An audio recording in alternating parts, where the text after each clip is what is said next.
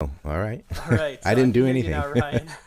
Is it? Hey, this is how much the deep state wants to stop you from talking about Ghislaine Maxwell. Well, Um, yeah, that's it's been something else. Like when she first got arrested, I was thrown off of Patreon, and then of course throughout the whole trial, I was kicked off of YouTube. You're not allowed to report on these things.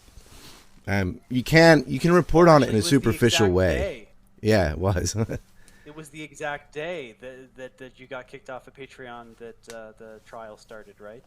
The Or that day you I got arrested. no, when she got arrested on July 2nd, I was removed from Patreon, and they didn't even give me a reason. It's just I've been researching this really from the beginning, about 14 years, and I've appeared on a lot of shows. I made this map that you can see behind me, or part of it. You can see explaining the deeper network that was Jeffrey Epstein and Ghislaine Maxwell, and it was getting a lot of eyeballs on this, and so of course they had to shut it down.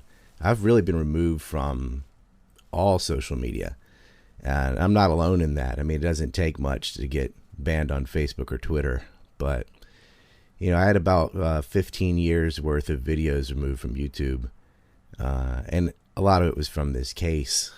Even my alternative channels were banned for the same reason. They said I was bullying Ghislaine Maxwell. So they were on the side of pedophiles and international kidnappers and rapists. That's YouTube's side. Yeah, it's odd that the Ghislaine Maxwell trial tracker was banned from Twitter, immediately. They just don't want people to learn about this. Big tech really colludes with these puppet masters. You've identified We know that what happened Jeffrey there. Epstein, Ghislaine Maxwell. Yeah, go That ahead, that please Twitter tell me. channel had over 500,000 followers, about 500,000 and change. The first post they made about Maxwell's connection to Israeli Mossad is when it got erased. They didn't mind when they're saying the superficial stuff about Prince Andrew or whatever. As soon as they got to Israel, that's when it got removed. Yeah, it seems like that's a real taboo subject. You've got the ADL coming after everyone Yeah. who touches that subject of Israel and so forth. Let's talk about the puppet masters, the people who are in the billionaire class. It's. Do you think that's why Epstein and Ghislaine are so important for people to know about, because it really touches on the power structure? Yeah, what they've tried to do is limit this case to make it seem like some wealthy perverts that did this all by themselves. Just Epstein was a rich guy who was into little kids, and Maxwell helped groom or recruit girls for his sick massages. That is the most surface level of this case. Jeffrey Epstein and Ghislaine Maxwell did not do this all by themselves, and it wasn't just about abusing young girls. It was a blackmail ring. And Jeffrey Epstein, I mean, you look at the safe they cut into in New York. He has a Saudi Arabian passport. Actually, it was an Austrian passport with a Saudi Arabian address and fake name. That's not normal. When Acosta went after Epstein, he was told to back off this guy's intelligence. And what was funny is the media that reports on that, the Miami Herald and others, they didn't ask, who told you that? Which intelligence? But you know which intelligence. It's not our own. They never would arrest him in the first place if it was the CIA or the FBI behind it. Why would the FBI arrest the guy if he's their own guy? And they would know whether or not this person's working for American intelligence. He was working for Israeli intelligence because Maxwell's whole family worked for Israeli intelligence. Her father was a notorious spy, probably the most notorious spy other than Jonathan Pollard ever to get caught out of Israel. He actually helped steal Promise software from the Pentagon. He helped capture Mordecai Vanunu, the whistleblower that told the world about Israeli nuclear weapons, which they acquired by stealing technology from the United States, and throw him in jail. And they did that with a honey trap. Les Wexner, the founder of a number of different Zionist organizations, is the financial backbone for Jeffrey Epstein, who was a trustee for the Wexner Foundation, which was putting money in the coffers of Ehud Barak, was the prime minister of Israel, who would personally come and visit Jeffrey Epstein. So did Omar, another prime minister, and Katz, who was the president of Israel, who got convicted of rape and put in jail. These stories never make the American media. Can you imagine the president of any other nation being jailed for rape and that not being a news story?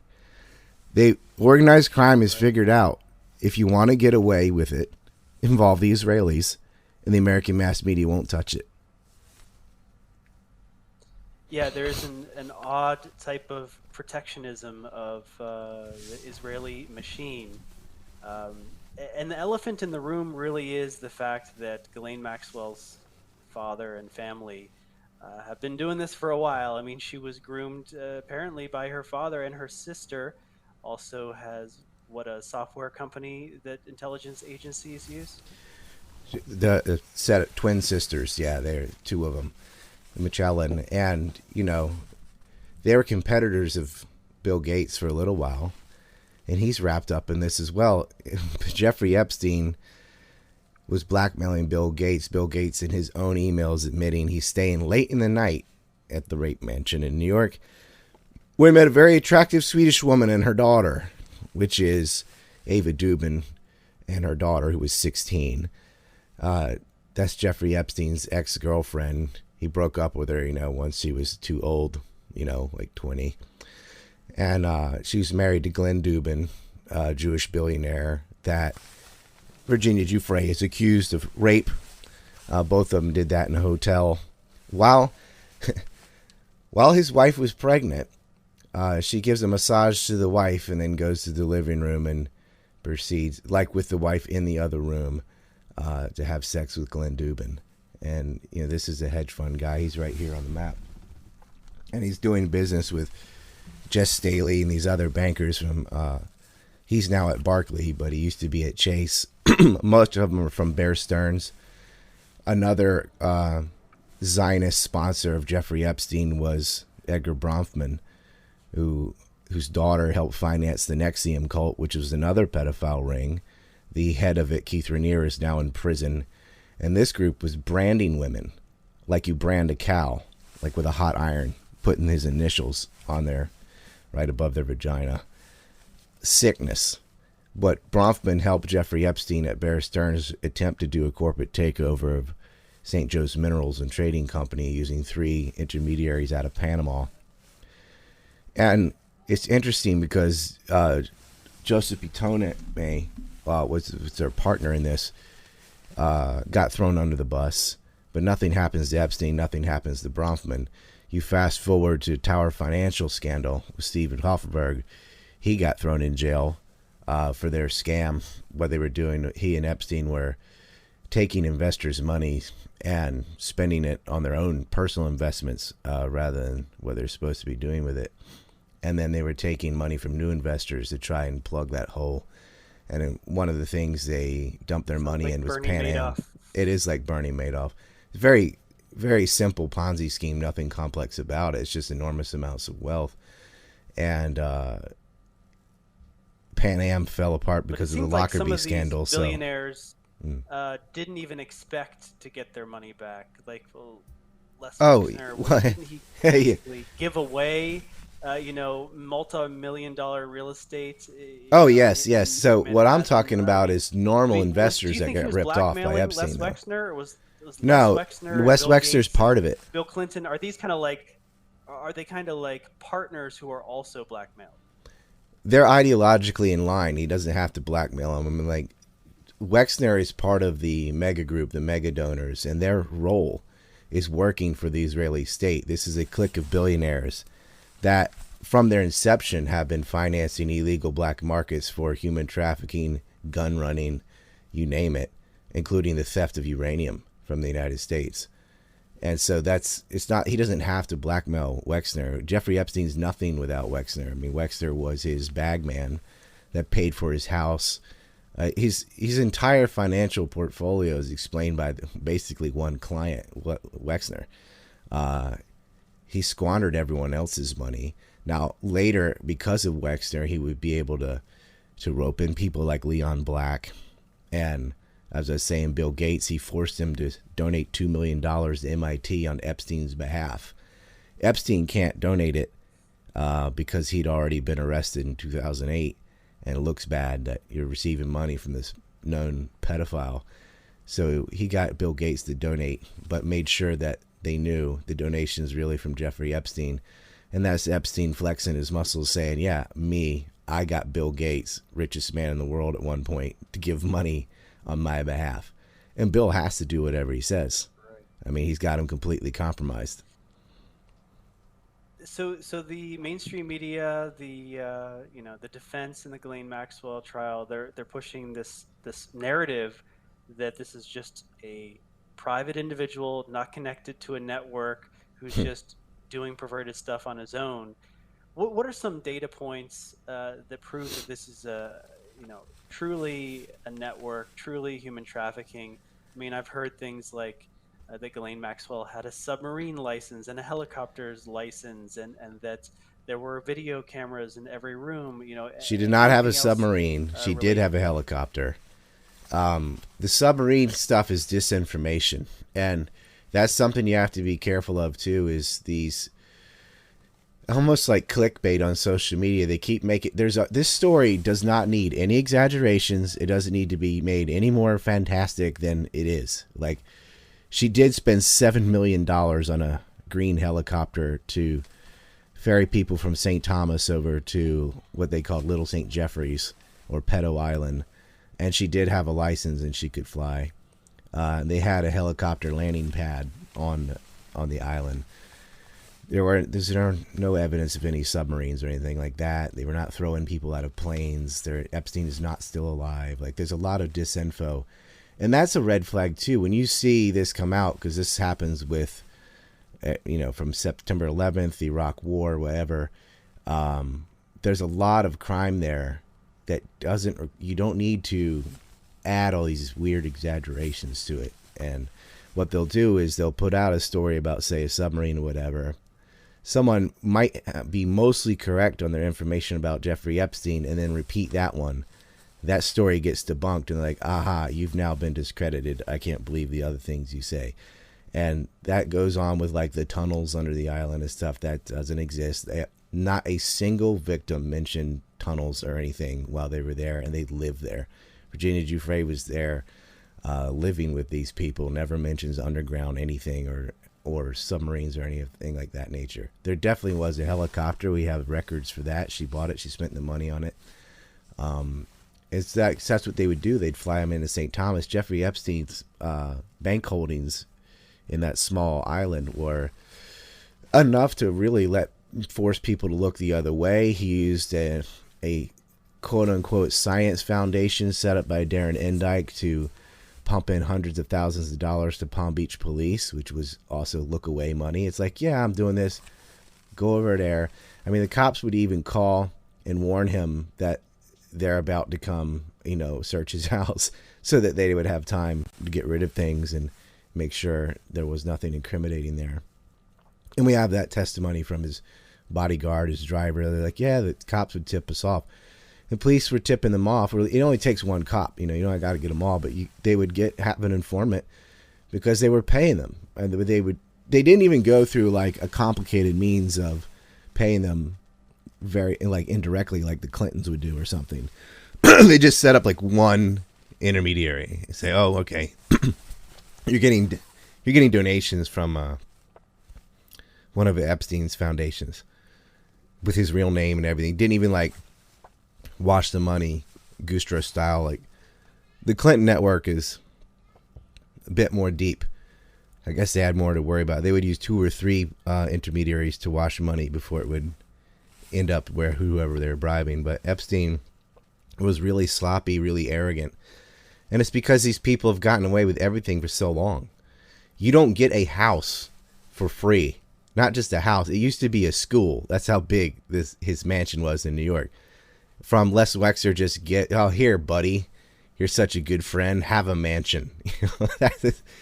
And because he's part of the operation. Here's your finance. We're going to say you manage this guy's money, and that will explain how you buy all these things. So you have a base of operations. He had several. He had one in New Mexico, one in Paris, one in Florida, one in New York. He also had property in Ohio, kind of jointly shared with Wexner that no one talks about. And Maxwell's sisters had some properties in Colorado, one of which was with Elizabeth Johnson of Johnson & Johnson fame, pushing vaccines along with Bill Gates. You know, and the level of billionaires on his clientele, like his Johns that were involved in this, is insane. There's over a dozen billionaires with a B just on this map. And you know there's going to be more that I don't even know about, right? This is what we could dig up so far. And it's really been radio silence. In the trial, it's just, it was over in 4 weeks. They only have 4 victims. It's from 1994 to 2004. And, you know, Glenn brings in this psychologist memory expert to say, oh, all 4 of you at the same time have false memories and whatever. She wrote a book called... Well, the defense didn't really try to do much of anything, did they? Couldn't. I mean, 3 of their 4 witnesses didn't even show up. They bingered the whole thing. I mean, this is it's a joke. She's so guilty. I mean, there's photographs of her with the kids. There's emails of her between her and other cohorts laughing and bragging about the grooming. She definitely did it. And she also perjured herself, and she'll be on trial for that after this. So she's not even if she gets cleared of this, which she won't, she's got another case where she said she didn't have any contact with Jeffrey Epstein. We have her emails showing, yes, you did. You absolutely did. They keep calling her a socialite and acting like she's a victim, and oh, it was all Epstein. I was just his girlfriend or something, and you're trying to persecute me because you couldn't get him. The woman card.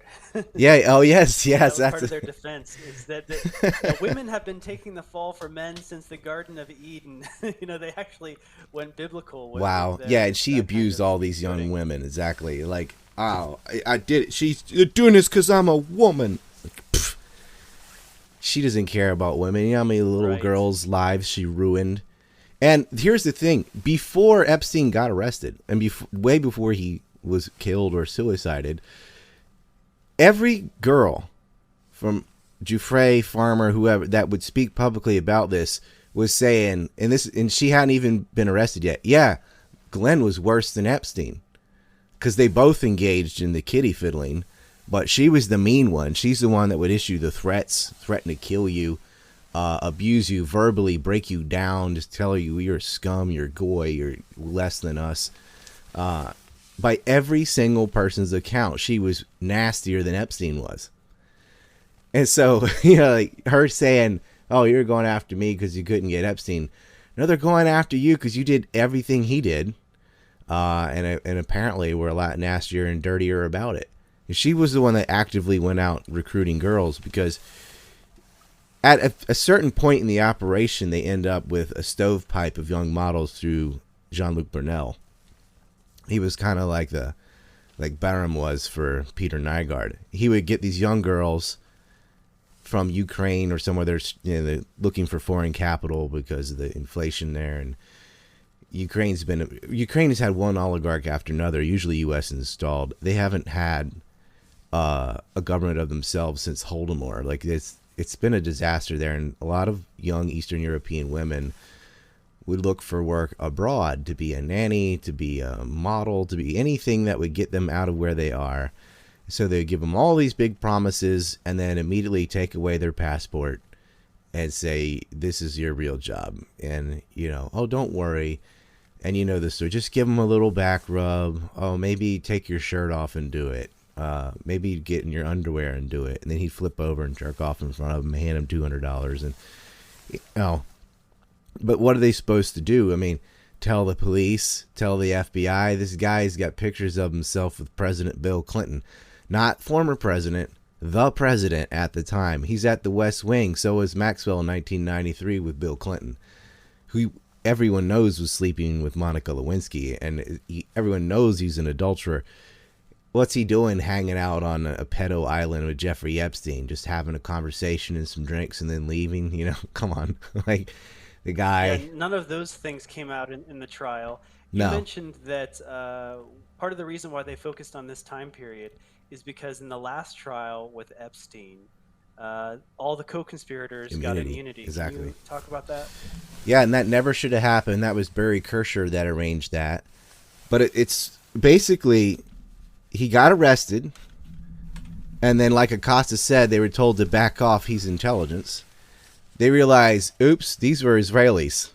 What do we do? So they just gave everybody immunity, and they said, okay, Jeffrey, 6 out of 7 days a week you can have work leave. You're basically going to spend the night in Sundays, every Sunday, in prison.